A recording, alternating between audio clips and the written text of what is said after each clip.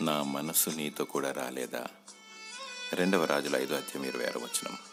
దేవుని మనసు మరియు ఆయన దృష్టి సర్వ ప్రపంచమంతటా సంచరించును. ఆయనకు మరుగైనది ఏదీ లేదు. హృదయ అంతరేంద్రియములను పరిశోధించువాడు, ఆయన నుండి తప్పించుకుని నరుడెవడు? తలంపు పుట్టకముందే ఆయన సమస్తము ఎరిగి ఉన్నాడు. నీవు ఎక్కడికి వెళ్తున్నా, ఏ పని చేయుచున్న దేవుని మనసు మరియు కనుదృష్టి నీతో వస్తుంది. గేహాజీ ఎలీషా యొద్ద నుండి వెళ్ళిపోయి నయమైన రోగము బాగుపడినందున ఆ నయమాను తీసుకొచ్చిన కానుకలను, దుస్తులను, వెండిని ఆశించి దేవుని సన్నిధిని విడిచి వెళ్ళిపోయాడు. ఎలీషా దేవుని ఆత్మగలవాడై ధనము సంపాదించుకొనుటకి ఇది సమయమా? నా మనసు నీతో కూడా రాలేదని పలికాడు.